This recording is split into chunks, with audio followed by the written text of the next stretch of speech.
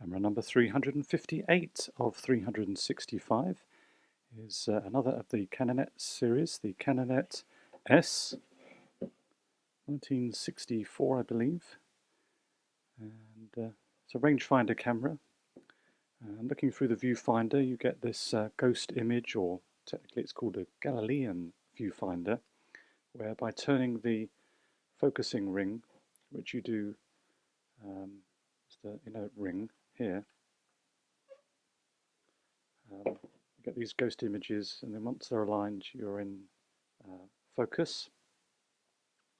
You can either go, they call it shutter priority mode, which requires a battery, or you can go manual mode and choose your own aperture, which is the next ring going out of the lens here, that one here, and then we choose our shutter speeds with the outer ring.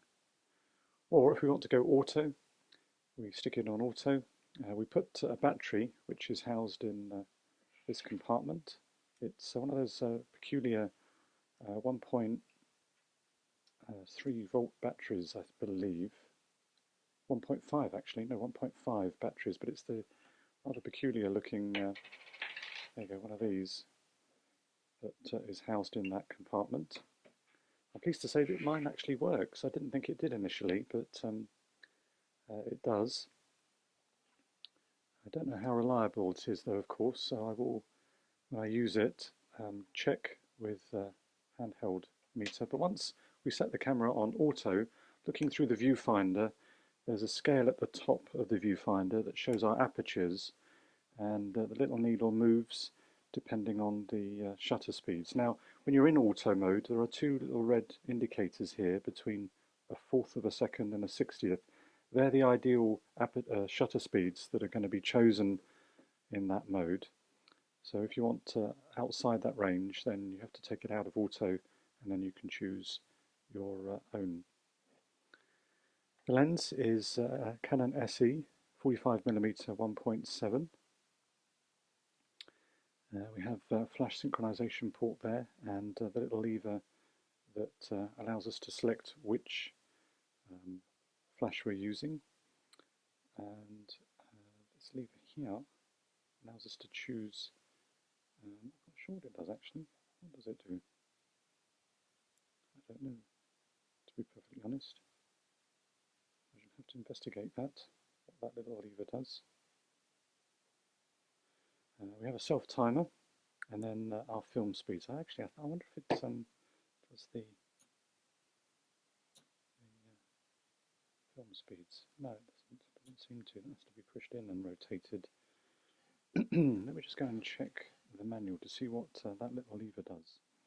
Well, after much scratching of head, and eventually I found a reference to it, it is actually a lever that allows you to go from bulb or to bulb.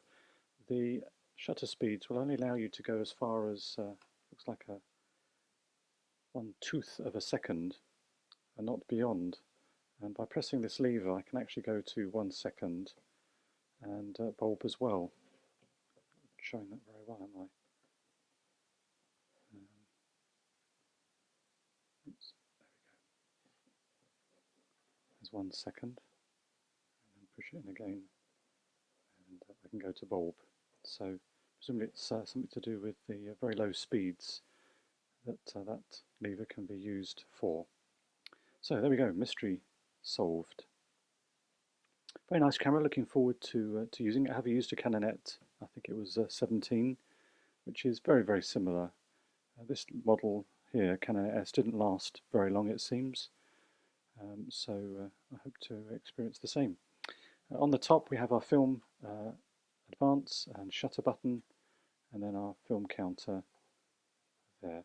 Lift up the crank, and then we can put, no we don't, yes we do, no we don't, sorry, we have to lift that out, and then we can put our film in. So there we go, the Canonet S, camera number 358 of 365.